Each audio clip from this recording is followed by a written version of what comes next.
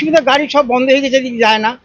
একটা গাড়ি যদি কোনো কারণে দাঁড়ায়, পিছন দিকে প্যাঁ প্যাঁ করে, বাধ্য হয়ে লোক গাড়িটা চলে যায়। কোনো লোক ঠিক মতো দাঁড়াতে পারে না। হ্যাঁ, একটা টোটো দাঁড়াতে পারে না, একটা মোটরসাইকেল ঠিক মতো পাশ হতে পারে না। যে কোনো জায়গায় যেমন সব সকালে এখানে state bus, public bus, Malda doctor দেখানো অনেক সুবিধা ছিল, কিন্তু এখন তো সেটা নেই। এখন শুধু এই রাস্তাতে টোটো চলে। রায়গঞ্জ শহরের দেবীনগর এলাকায় ডিভাইডার নিয়ে সাধারণ মানুষের ক্ষোভ দীর্ঘদিনের। এই এলাকার প্রধান রাস্তার উপর দীর্ঘদিন আগে রায়গঞ্জ পৌরসভার পক্ষ থেকে তৈরি করা হয়েছিল ডিভাইডার। রাস্তা সংকীর্ণ থাকায় এই ডিভাইডারের জেরে চরম সমস্যায় পড়তে হয় পথ চলতি সাধারণ মানুষকে। ঘন ঘন পথ দুর্ঘটনা লেগেই থাকে। গত 12 জানুয়ারি এখানে মর্মান্তিক পথ দুর্ঘটনায় মৃত্যুও ঘটে। এর জেরে রাস্তা অবরোধ হয়। অবিলম্বে ডিভাইডার সরিয়ে দেওয়ার দাবি জানিয়েছিলেন সাধারণ মানুষ। এই ডিভাইডারের কারণে এই রাস্তাতে যাত্রী বোঝাই বাস, অটো চলাচল বন্ধ হয়ে গিয়েছে বহুদিন। এখনো সেই ডিভাইডার সরানো হয়নি। অবিলম্বে এই বিষয়ে পদক্ষেপ গ্রহণের দাবি জানিয়েছেন এলাকার সাধারণ মানুষ। এই রাস্তাটা কি চওড়া নেই? না না, যা আছে এটুকু পর্যন্তই। এটা যদি খুব একটা মাঝখান দিয়ে চিকন করে কিছু করতো, তাহলে মনে হয় ভালো হতো। আমরা শুনেছি এখানে নাকি প্রায়শই অ্যাক্সিডেন্ট হয়ে গেছে, আর প্রাণও গেছে একটা। আচ্ছা, কি হয়েছে একটু বলেন। ওই তো রাত্রেবেলা আসছিল, তাতে অ্যাক্সিডেন্ট হয়ে এরকম অ্যাক্সিডেন্ট কি 100 জনের মধ্যে 100 জনই বলতেছে এটা ভেঙে দিলেই ভালো হয়। এখন পৌরসভা কি করবে, সেটা পৌরসভা মনে করবে। এখানটায় তো হরদম অ্যাক্সিডেন্ট লেগেই আছে। তো এই মোড়ের মধ্যে কেউ ঢুকে যাচ্ছে, তারপরে তো একজন তো সেই চলেই গেল, সে বেচারা।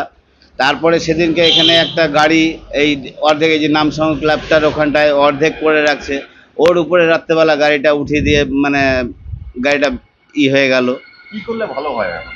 এটা তো মনে করেন যে ভেঙে দিয়ে মাঝখানটায় একটা ডিভাইডারের একটা দাগ দিলে পারে, তাতেই সুবিধা। কারণ আমরা ছোটবেলার থেকেও তো এই রাস্তাতেই মানুষ হয়েছি, তাতে কি হচ্ছে ওভারটেক করছে যে যার মতো। আর এখানটায় কি হচ্ছে, একজন যদি সামনে যদি একটা ভ্যান যায়, তার পিছনে এবার লেগে যাচ্ছে হচ্ছে মনে করেন যে জ্যাম লেগে যাচ্ছে। এই স্কুলের যে গাড়িগুলো যে থামছে, থামার পরে এবার বাচ্চা তো ওটা উঠাবেই। এবার সে উঠানোর পরে এবার এক গাদা লাইন হয়ে যাচ্ছে। এবার দেখা গেল যে ওখানটায় কোনো পেশেন্টের আছে, সে তারও যাওয়ার উপায় নেই, কারণ এখানে ক্রসিং করার মতো সেই এইটুকু ডিভাইডারের মধ্যে সেটা হচ্ছে না। এ বিষয়ে অবিলম্বে ব্যবস্থা গ্রহণ করার আশ্বাস দিয়েছেন পৌরসভা পৌর প্রশাসক সন্দীপ বিশ্বাস। বড় করে হলেও যদি ডিভাইডার তৈরি করে দেওয়া যায়, তো মানুষ উপকৃত হবে। একমুখী রাস্তা হলে অ্যাক্সিডেন্ট কমবে, দেখতে ভালো লাগবে, সৌন্দর্যায়ন হবে। এই সমস্ত কিছুকে মাথায় রেখে আমরা একমুখী রাস্তা নির্মাণ করেছিলাম, অর্থাৎ ডিভাইডার দিয়েছিলাম, কিন্তু দেখা গেল যে সেটা সাকসেস হচ্ছে না। সেজন্য মাননীয় বিধায়ক কৃষ্ণ কল্যাণী মহাশয়, তিনিও আমাদের কাছে অনুরোধ করলেন, এলাকার নাগরিকরা ওনাকেও অনুরোধ জানিয়েছেন এ বিষয়ে পর্যালোচনা করতে।